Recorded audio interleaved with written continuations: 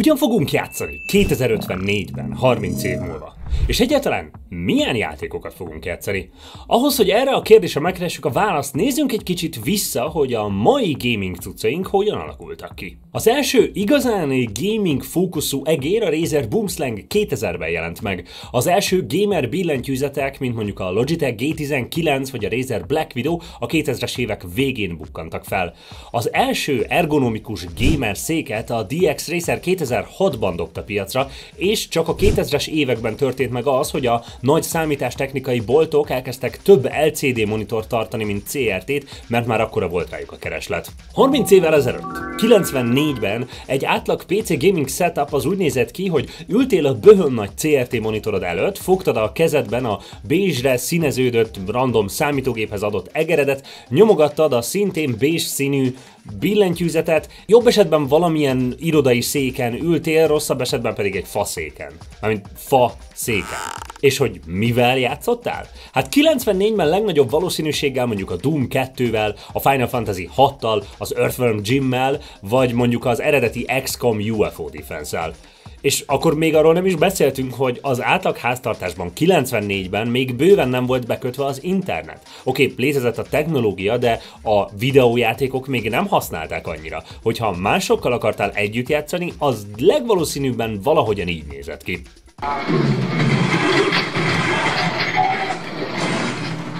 Elképesztő, hogy mennyit változott a gaming az elmúlt 30 évben, nem csak a tekintetben, hogy hogyan játszunk, hanem abban is, hogy mivel. És nyilván adja magát a kérdés, hogyha most 2024-ből megpróbálunk a jövőbe tekinteni 30 évet, hogy fog kinézni akkor a gaming? Ma az Unibet támogatásával megpróbálom megkeresni a választ erre a kérdésre. Nyilván lesz benne sok jóslat, de igyekszem azért ezeket nem légből kapottal hozni, hanem valami meglévő, fejlesztés alatt álló technológiára alapozni. Sziasztok, én Dani vagyok, vágjunk is bele!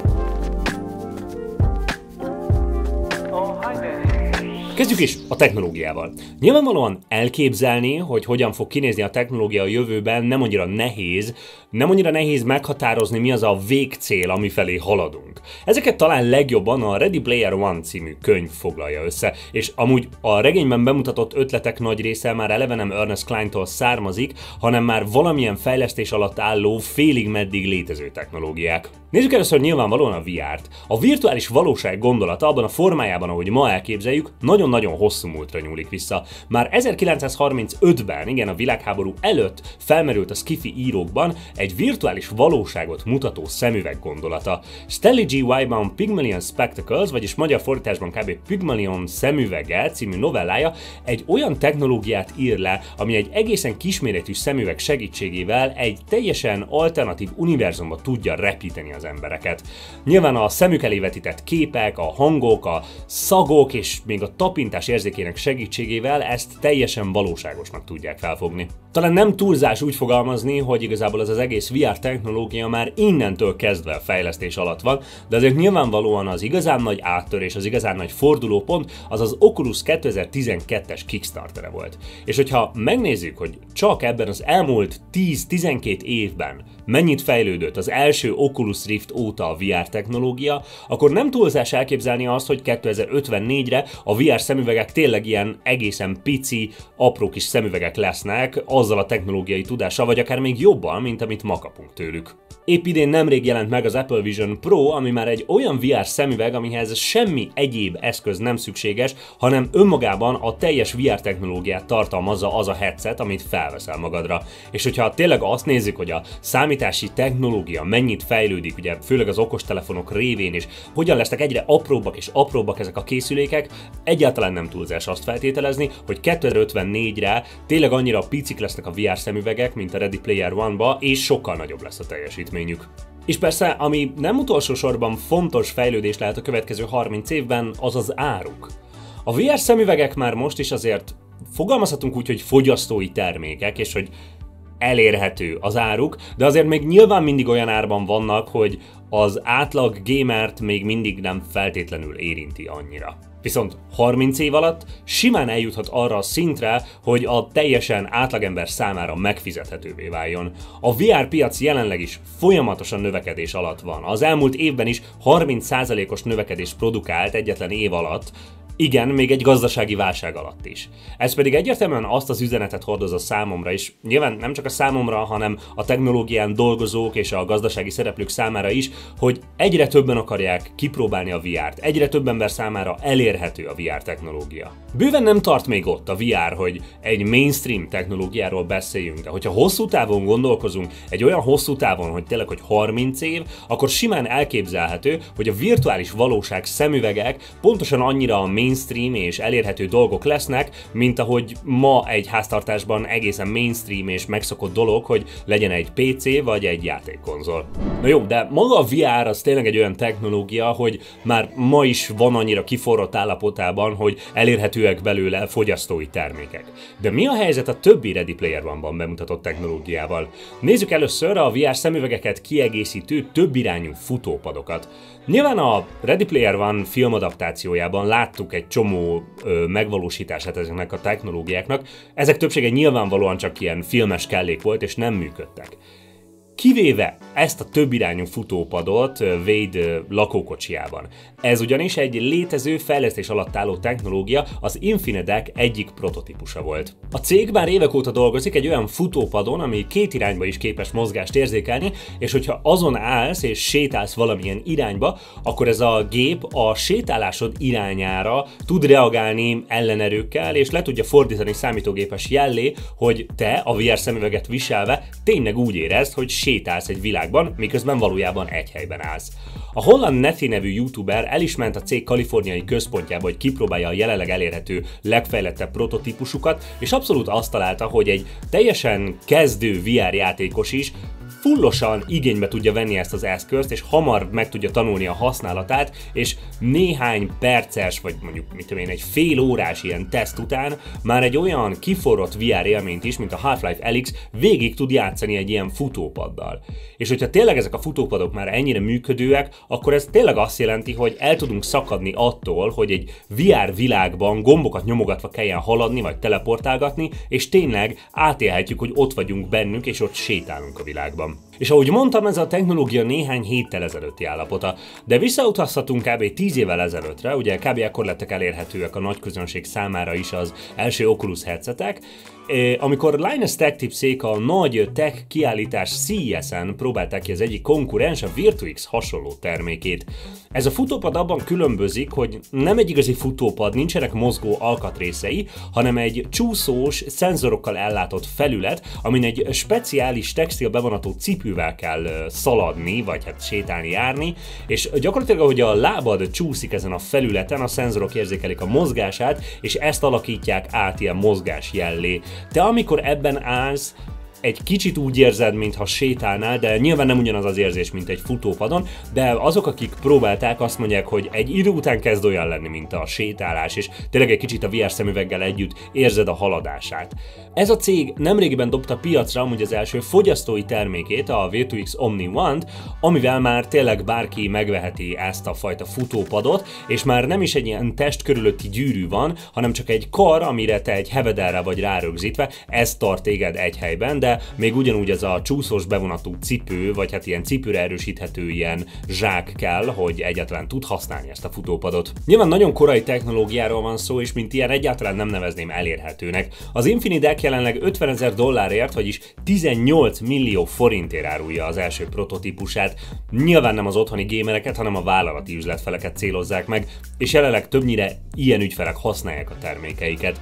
A legfőbb ügyfelük például a hadsereg, tehát hadigyakorlatozására, mentők, tűzoltók kiképzésére használják. Ehhez képest a Virtuix első termékét, az Omni One-t jelenleg előrendelni lehet, a terv szerint 2024 tavaszán kezdik el kiszállítani, ezt már $2,600 árulják, itt már 1 millió forint alatt vagyunk, úgyhogy még mindig luxusjátéknak hívnám, de azért már egy fokkal elérhetőbb termék. És aztán ott van a Catwalk, akik szintén hasonló futópadokat csinálnak, mint a Virtuix, az ő legolcsóbb termékük, a C2 már $1000 megkapható, ezzel már olcsóbb, mint egy iPhone, és cserébe kapsz egy ilyen VR futópadot otthonra. Ha csak azt nézzük meg, hogy a VR headsetek ára mennyit csökkent az elmúlt 10 évben, és akkor megpróbáljuk ezt átvetíteni ezekre a futópadokra, akkor az elkövetkezendő 30 évben simán reális, hogy egész sokaknak legyen otthon ilyen futópaduk, és ezzel együtt használják az addigra már hiper-szuper csillivilli VR szemüvegeiket. És végül nézzük a mindenféle haptikus ruhákat.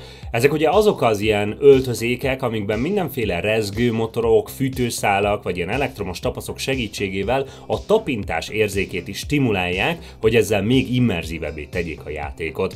Ott van például a B-Haptic, akiknek egy rezgőmotorokkal ellátott mellényük van, és ezek integrálva vannak különböző játékokkal, hogy a játékbeli történéseket a testeden is érezd. Aztán ott van az OO technológiája, akik már egy sokkal vékonyabb ruhát tudnak használni, hiszen nem rezgőmotorokat raknak bele, hanem olyan elektromos tapaszokat, amik ilyen mini sokkokkal stimulálják és összehúzódásra kényszerítik az izmaidat, és ezzel érnek el hasonló hatást, mint egy rezgőmotor.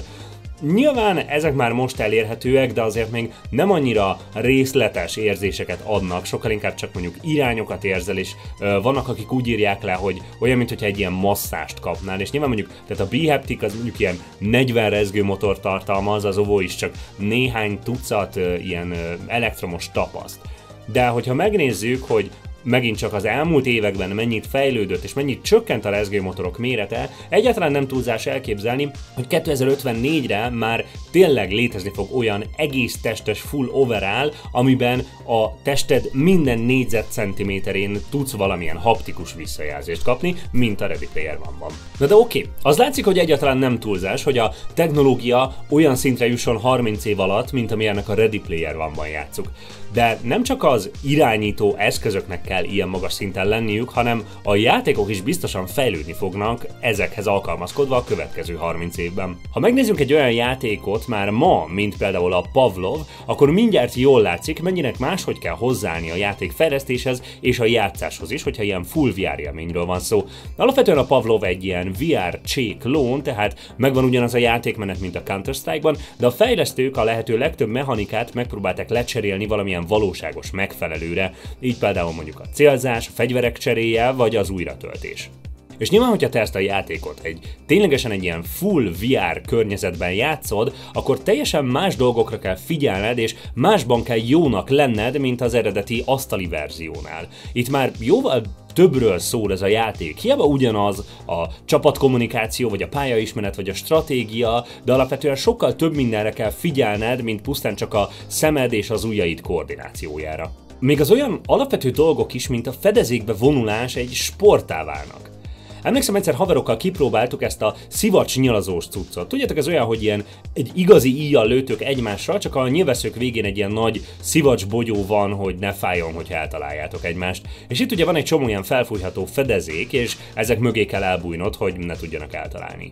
Számítottam már arra a legelején, hogy ez egy fizikailag kimerítő játék lesz, de nem számítottam arra, hogy a legfárasztóbb az egészben az a sok fedezékbe vonulás lesz. A googolás, az ugrások, stb. Na most képzeld el, hogy egy átlag C-meccs során, ami mondjuk olyan 20 és 40 perc közötti, hányszor googolsz és ugrasz a karaktereddel. Na most képzeld el, hogy ennyi googolás és ugrást a valóságban meg kell csinálnod, és ezek után, meg ezek közben még pontosan céloznod is. És akkor nem is beszéltünk arról, hogy a gránátok is többről fognak szólni, mint szimplán csak elnézel a megfelelő irányba, megnyomsz egy gombot, és mindig pontosan ugyanolyan erővel repülnek el. A gránátokat tényleg jól kell elhajítanod, jól kell céloznod, és megfelelő erővel eldobni őket. Az újratöltés egy komplex verseny lesz, ami már önmagában meghatározhatja, mennyire teljesítesz jól. Meg tudod-e nyomni időben a gombot, elkapod-e jól a tárat, be tudod-e helyezni elsőre jól. Lesznek olyan e-sport bajnokok, akik azzal emelkednek ki a mezőnyből, hogy ők a leggyorsabb újratöltők, mint a Forma 1-ben a gyors box utcázók. De itt még mindig arról beszélünk, hogy valahogy a valóságot szimuláljuk egy játékkal, és azt valahogy a testünkkel irányítjuk. Már léteznek olyan technológiák is, ahol az agy hullámaiddal irányíthatod a játékot. Van egy streamer, Perikajál, aki egy ilyen saját technológiát fejlesztve próbál meg mindenféle népszerű játékokat csak az agy hullámaival játszani.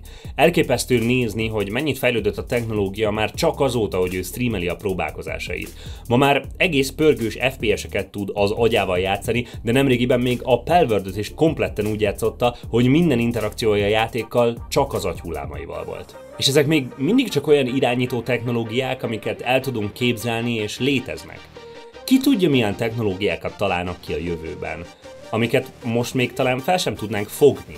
Például, hogy valahogy feltöltjük az agyunkat egy virtuális térbe, és gyakorlatilag az elektronikus hullámok között egy ilyen teljesen átélt virtuális élményt élünk át, miközben a testünk pihen valahol máshol.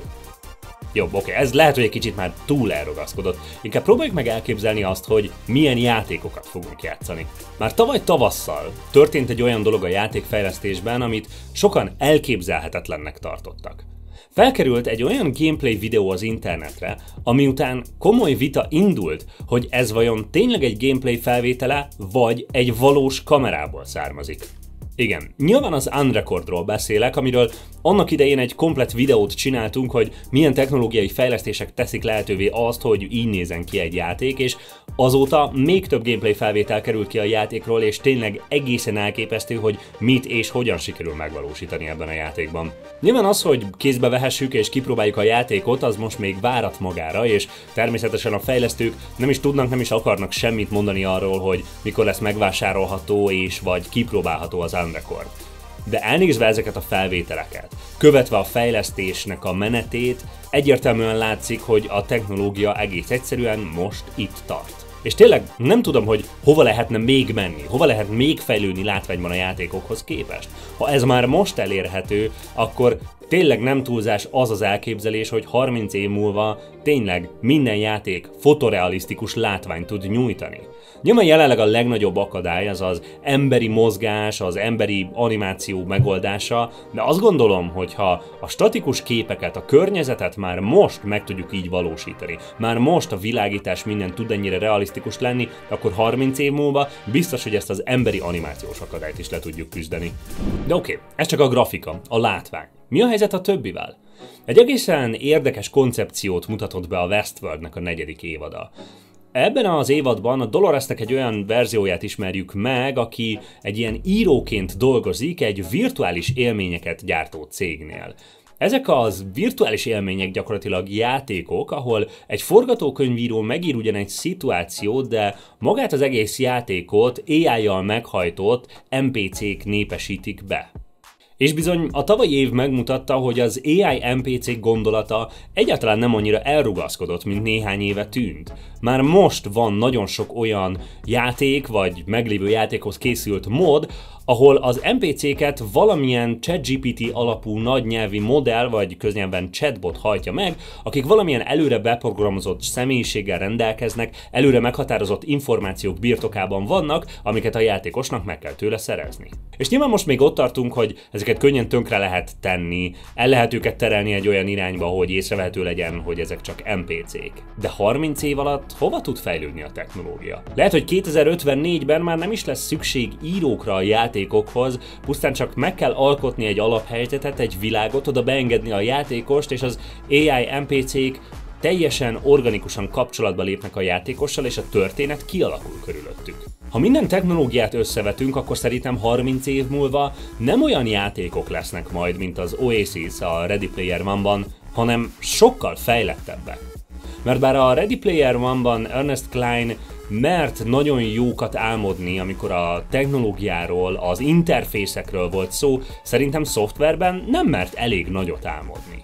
Az Oasisnek ugyanis még mindig vannak fejlesztői, még mindig vannak, akik megalkotják ezeket a világokat, akik kitalálják és összehozzák, hogy úgy nézzen ki, ahogy.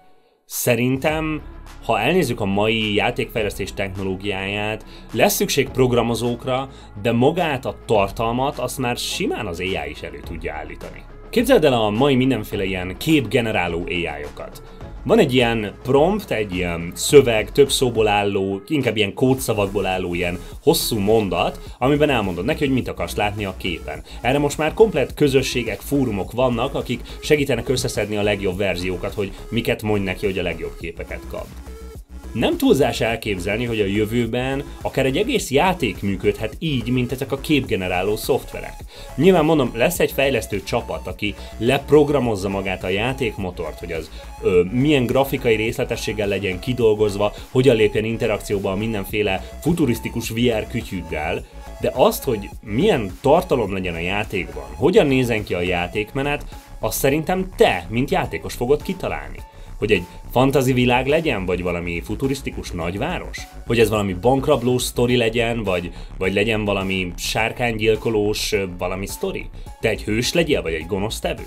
Ezeket mind ilyen promptok segítségével megmondhatod majd az AI-nak, ő legenerálja ezt a világot, megtölti NPC-kkel, és utána te beugorhatsz. Lehet, hogy talán túl optimista vagyok ezzel kapcsolatban, de azt gondolom még, hogyha mondjuk még egy konzervatívabb jóslatot próbálunk mondani, az szinte biztos, hogy az AI valamilyen módon szerves részét fogja képezni a videójátékoknak. Még akkor is, hogyha valamilyen szövegíró vagy valami történetalkotó fogja kitalálni, hogy milyen karakterek legyenek a játékokban, milyen személyiségük, milyen előtörténetük, milyen múltjuk legyen, akkor is szinte biztos vagyok abban, hogy a konkrét mondatokat már nem emberek fogják megírni, hanem ezek a nagy nyelvi modellek találják ki. Abban is szinte biztos vagyok, hogy erre nem is feltétlenül kell 30 évet várni. Lemerem fogadni, hogy már most egy csomó, hanem az összes AAA stúdió keresi a módját annak, hogyan integrálják ezeket az AI NPC-ket a játékaikba. Biztos, hogy a következő néhány évben, mondjuk a következő 5 évben ki fog jönni valami nagy AAA-s játék, aminek a fő marketing szövege az lesz, hogy az NPC-ket mind AI-ok szólaltatják meg.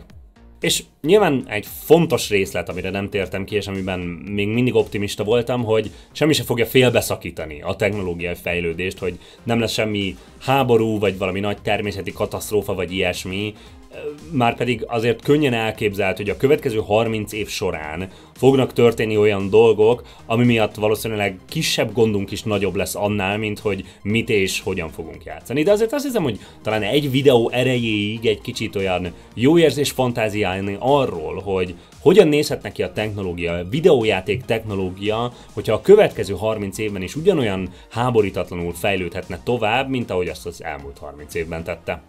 Szerintetek mennyire reális, hogy ezek a technológiák, ezek a játékok megvalósulnak a jövőben? Írjátok meg kommentben, vagy beszélgessünk a Discord szerverünkön, ez linket találtuk a leírásban. Azért is érdemes ide csatlakozni, mert sokan szoktátok írni a streamek során a chatbe, hogy leszoktatok maradni az élőkről, és nem tudjátok, hogy mikor kezdődik, a Discordon mindig küldünk róla értesítéseket. Mint mindig most is segít, hogyha lájkoltok, feliratkoztok, kommenteltek, meg követtek mindenféle helyeken, TikTokon, Threadsen, Instán, akármi, addig is várlak titeket legközelebb is. A csatorna támogatója az Unibet.